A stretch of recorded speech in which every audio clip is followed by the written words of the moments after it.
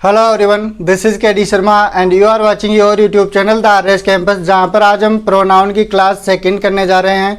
और इस क्लास में आज हम फिर से कुछ कंसेप्ट्स को क्लियर करने वाले हैं। लेकिन अगर आपने चैनल को सब्सक्राइब नहीं किया है तो चैनल को सब्सक्राइब कीजिए और बेल नोटिफिकेशन को प्रेस कीजिए ताकि आने वाले लेटेस्ट वीडियो की नोटिफिकेशन आपको तुरंत मिल जाए, क्योंकि इंग्लिश ग्रामर से रिलेटेड आपको यहाँ पर बैक टू बैक क्लासेस मिलती रहती है। और अगर आपको वीडियो अच्छा लगे तो वीडियो को लाइक और शेयर जरूर कीजिएगा।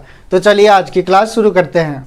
तो आज प्रोनाउन की सेकंड क्लास में हम डिस्कस करने वाले हैं ऑब्जेक्टिव केस के बारे में। ठीक है, कैसे होता है ऑब्जेक्टिव केस, तो इसके लिए पहले जनरल सी एक बात करते हैं। एक सब्जेक्ट होता है, ठीक है, इसके बाद में वर्ब होती है और उसके बाद में ऑब्जेक्ट होता है। या जनरल सी एक बात करें तो वर्ब से पहले आने वाला शब्द सब्जेक्ट होता है जिसे हम सब्जेक्टिव केस में रखते हैं, ठीक है। और वर्ब के बाद में आने वाला शब्द क्या होता है, ऑब्जेक्ट, जिसे हम ऑब्जेक्टिव केस में रखते हैं, ठीक है।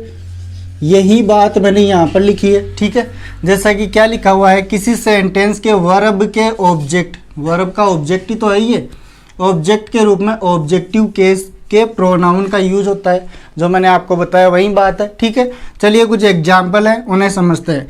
जैसे यहाँ लिखा हुआ है माई ग्रैंडफादर टोल्ड, आई लिखेंगे या माई लिखेंगे कि सर ये टोल्ड क्या है, वर्ब है। इससे पहले क्या लिखा हुआ है, सब्जेक्ट है, ठीक है। तो इसके बाद में क्या आएगा, ऑब्जेक्ट आएगा, मतलब ऑब्जेक्टिव केस आएगा आपका। तो आई भी नहीं आएगा। माई क्या है, पजेसिव है, जिसके बाद में नाउन आता है, तो ये भी गलत हो गया। तो वर्ब के बाद में हमें क्या लिखना है, ऑब्जेक्टिव केस। तो आई का ऑब्जेक्टिव केस क्या होगा, मी, ठीक है जी। तो क्या बन जाएगा अपना sentence, my grandfather told me a story. Is it clear. अगला देखिए, आई टीच, देयर या दे, आई टीच, वो टीच क्या है अपनी वर्ब। तो इसके बाद में क्या आएगा, ऑब्जेक्ट, मतलब ऑब्जेक्टिव केस का प्रोनाउन यूज होगा, ठीक है। तो यहाँ देयर भी गलत हो गया, दे भी गलत हो गया। तो दे का ऑब्जेक्टिव केस क्या होगा जी, देम हो जाएगा, राइट। चलिए अब बढ़ते हैं अगले कंसेप्ट की ओर। अगला रूल देखिए, यदि किसी सेंटेंस के वर्ब के ऑब्जेक्ट के रूप में दो प्रोनाउंस हो, ठीक है, एक नाउन और एक प्रोनाउन हो, और वो किसी कंजंक्शन से जुड़कर वाक्य में आते हैं तो उनका यूज ऑब्जेक्टिव केस में होता है। सीधी सी बात वही है कि वर्ब के बाद में आने वाला शब्द ऑब्जेक्ट होता है। जैसे एग्जाम्पल देखिए, माई father forbade you and I. तो आई सब्जेक्टिव केस में है, यू दोनों में सेम रहता है, तो यहाँ पर यू ही लिखेंगे, ये तो सही है। एंड से जुड़ के आ रहा है तो एंड सही है। आई अपना क्या हो गया, गलत हो गया, तो इसकी जगह क्या कर देंगे, me. My father forbade you and me to play in the sun, तो ये अपना सही हो जाएगा। अगला देखिए, द प्रिंसिपल अलाउड, ये वर्ब आ गई, तो इसके बाद में क्या आएगा, ऑब्जेक्टिव केस। इसका मतलब सी गलत हो गया, क्या लिखेंगे, हर लिखेंगे। एंड आ जाएगा, आई भी गलत हो गया, क्या लिखेंगे, मी लिखेंगे। तो the principal allowed her and me to take rest in the common room. Is it clear. अगला देखिए, हर मदर इनवाइटेड रमन, नाम है तो नाम ही आएगा, इसकी जगह कोई चेंजेस नहीं होगा, एंड आ जाएगा।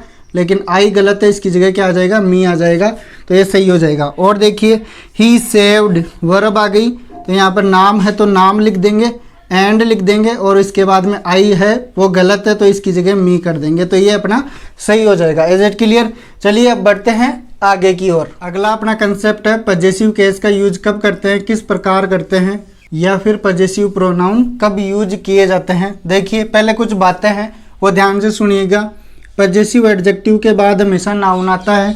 अगर नाउन नहीं है, पजेसिव एडजेक्टिव के बाद नाउन नहीं है, तो वो अपना गलत हो जाएगा, ठीक है, पहली बात। दूसरी बात यहाँ पर ध्यान देना, पजेसिव प्रोनाउन का यूज तब करते हैं जब सेंटेंस में पहले किसी नाउन की चर्चा हुई हो, अदरवाइज प्रोनाउन का यूज नहीं होगा। कौन सा प्रोनाउन, पजेसिव प्रोनाउन। इसके बाद में अगला पॉइंट नोट करते जाइएगा, इसीलिए लिखे हैं इट्स का पजेसिव प्रोनाउन नहीं होता है, ये बात आपको स्पेशल ध्यान रखनी है। इट्स का केवल क्या होता है, पजेसिव एडजेक्टिव, और इसके बाद में हमेशा क्या आना चाहिए, नाउन। अगर नाउन नहीं है तो इसका मतलब ये गलत हो जाएगा, ठीक है। इसके बाद में अगली बात ध्यान दीजिए, हिज का यूज पजेसिव एडजेक्टिव में भी होता है और पजेसिव प्रोनाउन में भी होता है, दोनों में सेम होता है, इसमें कोई चेंजेस नहीं है। अगर इसके बाद में नाउन है तो ये पजेसिव एडजेक्टिव है, अगर नाउन नहीं है तो ये क्या है, प्रोनाउन है। ठीक है, अब देखिए पजेसिव प्रोनाउन की और बात कर लेते हैं। जैसे यहाँ लिखा हुआ है माइन, क्या लिखा हुआ है, माइन, तो इसका मतलब क्या हो गया, माई प्लस नाउन। माइन का मतलब क्या हो गया, माई प्लस नाउन, माइन में नाउन छिपा हुआ रहता है। इसी प्रकार ओवर्स का मतलब क्या हो गया, ओवर प्लस नाउन। ठीक है, योवर का मतलब क्या हो गया, योवर प्लस नाउन। योवर का मतलब क्या हो गया, योवर प्लस नाउन। हिज का मतलब क्या हो रहा है, अगर ये प्रोनाउन है तो इसका मतलब हिज प्लस नाउन।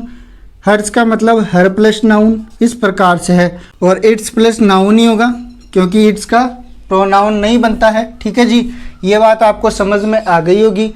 नहीं समझ में आई है तो कुछ एग्जाम्पल्स देखते हैं और भी अच्छे से क्लियर हो जाएगा। ठीक है जी, तो जैसे एग्जाम्पल देखिए, पहला एग्जाम्पल यहाँ क्या लिखा हुआ है, ओवर्स। ओवर्स का मतलब क्या होता है, ओवर प्लस नाउन। और यहाँ पर फिर से नाउन दिया हुआ है, इसका मतलब ये गलत है तो इसकी जगह क्या लिखेंगे, ओवर लिखेंगे। ओवर्स क्या हो जाएगा, गलत हो जाएगा। ठीक है, इसी प्रकार योवर्स बाइक, नाउन आ रहा है तो गलत हो गया, तो क्या लिखेंगे, एस को उठा देंगे, योवर बाइक कर देंगे तो ये सही हो जाएगा। ठीक है, इसके बाद में अगला है over is a good country या ग्रेट कंट्री। ठीक है, तो ये सही है या गलत, तो ये गलत है। सच तो सही कैसे करेंगे, ओवर क्या है, पजेसिव एडजेक्टिव है, इसके बाद में नाउन आना चाहिए जो नहीं है। अगर इन दोनों की साथ में यूज करना है तो क्या करेंगे, ओवर्स।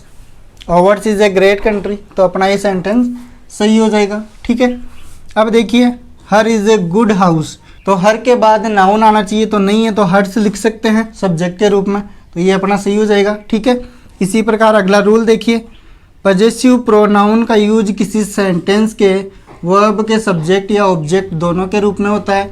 किस प्रकार होता है वो देखना है हमको। तो देखिए yours is a new car. Yours का मतलब क्या है, योवर कार। ठीक है, तो इसका मतलब ये सेंटेंस अपना बिल्कुल करेक्ट है।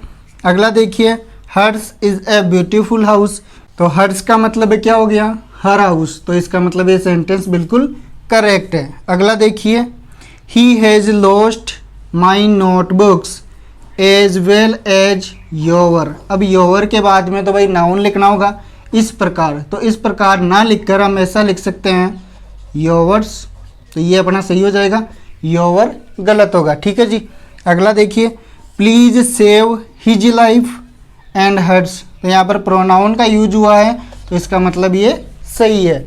चलिए बढ़ते हैं आगे की ओर। तो अगला रूल देखिए, पजेसिव प्रोनाउन का यूज किसी सेंटेंस में प्रीपोजिशन के ऑब्जेक्ट के रूप में होता है। जैसे I prefer your company to her. अब सीधी सी एक बात यही है कि सर हर एडजेक्टिव है, पजेसिव एडजेक्टिव, और इसके बाद में नाउन आता है। अगर नहीं नाउन है और इसी में हमको नाउन भी दिखाना है तो हम एस जोड़ देंगे, हर्स कर देंगे, पजेसिव प्रोनाउन बन जाएगा, तो इसका मतलब ये सही हो जाएगा। Is it clear. और देखिए योर प्रॉब्लम, ये क्या है, पजेसिव एडजेक्टिव है, इसके बाद में नाउन आ रहा है, इसका मतलब ये सही है। Is different from my, my possessive adjective है, अपने बाद में नाउन लेता है, तो इसका मतलब ये गलत हो गया, तो इसकी जगह क्या लिखेंगे, माइन लिखेंगे, जिसमें माई भी आ गया, नाउन भी आ गया, तो इसका मतलब ये सही हो गया। इसके बाद में अगला रूल देखिए, पजेसिव प्रोनाउन का यूज इन्फिनिटिव। इन्फिनिटिव का मतलब होता है टू प्लस वर्ब की फर्स्ट फॉर्म के सब्जेक्ट के रूप में होता है। जैसे mister Gupta allowed his children to go. ठीक है, हिज के बाद में देखो चिल्ड्रन आ रहा है, ये पजेसिव एडजेक्टिव, इसके बाद में नाउन आ रहा है, तो इसका मतलब ये सही है, तो टू गो सही है अपना, यहाँ तक कोई दिक्कत नहीं।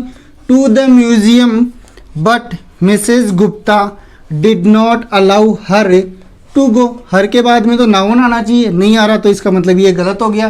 तो नाउन और प्रोनाउन दोनों को मिक्स करके कैसे लिखते हैं, हर की जगह हर्ट्स कर देंगे तो सही हो जाएगा, तो इसका मतलब हर्ट्स करेंगे तो अपना सेंटेंस बिल्कुल करेक्ट हो जाएगा। बस छोटी सी बात थी जो आपको समझ में आ गई होगी। Is it clear.